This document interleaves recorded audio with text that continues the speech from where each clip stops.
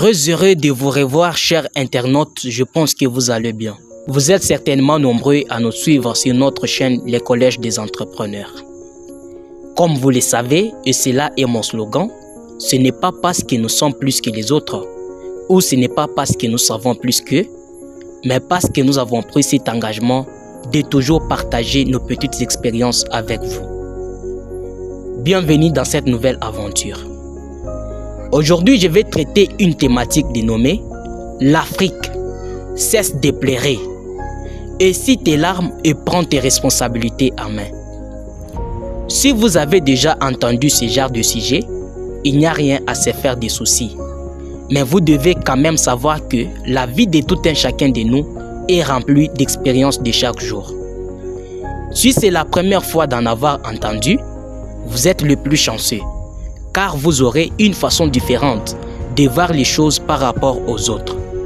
Vous allez peut-être voir que je serai très direct envers vous. Si nous voulons voir les choses sur un autre angle, nous devons mettre les points sur les i et taper fortement là il faut taper. Bien. Depuis que le monde existe, Dieu, notre Père Céleste, a fait tomber la manne du ciel vers la terre qu'une seule fois.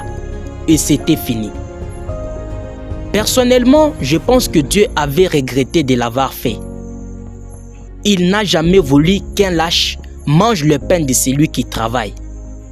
C'est pourquoi il dit dans Proverbe, « Va vers la fourmi, paresseux, considère ses voies et deviens sage. Elle n'a ni chef, ni maître, ni inspecteur. Elle prépare sa nourriture pendant l'été. Paresseux, jusqu'à quand seras-tu couché? Quand te leveras-tu de ton sommeil? Un peu de sommeil, un peu de croiser les bras comme pour dormir, et la pauvreté te surprendra. » Le paresseux dont il est question, c'est toi l'Africain. Jusqu'à quand dois-tu cesser la mendicité envers l'Occident? Aussi longtemps tu as tout avec toi. Aujourd'hui, nous les Africains, nous sommes maîtres dans l'art d'accuser les autres. Nous sommes là à crier disant comment nous sommes pauvres, abandonnés, sans assistance, etc. Bien sûr que oui, l'Occident nous a rendu un très mauvais service, surtout avec cette histoire de colonie.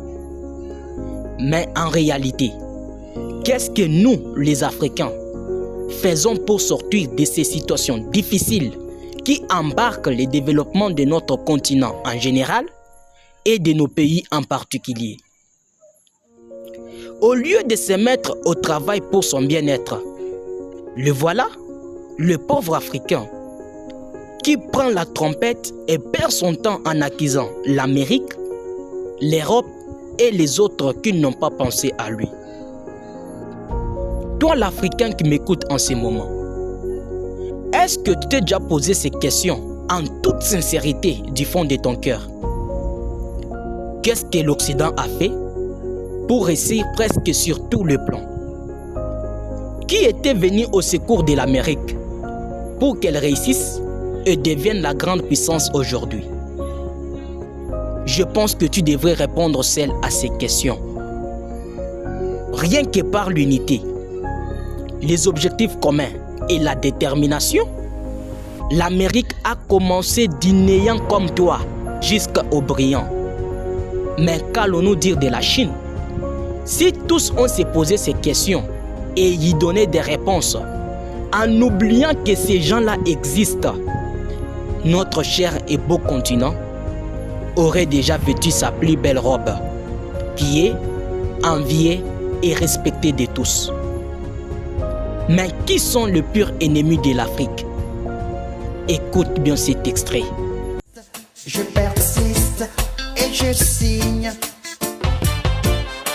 Les ennemis de l'Afrique, ce sont les Africains.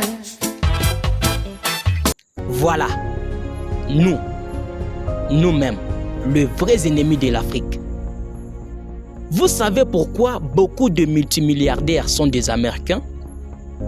Chez eux, là en Amérique, si une personne réussit, Elle va aider les autres avec la connaissance, les expériences pour que ces dernières réussissent également.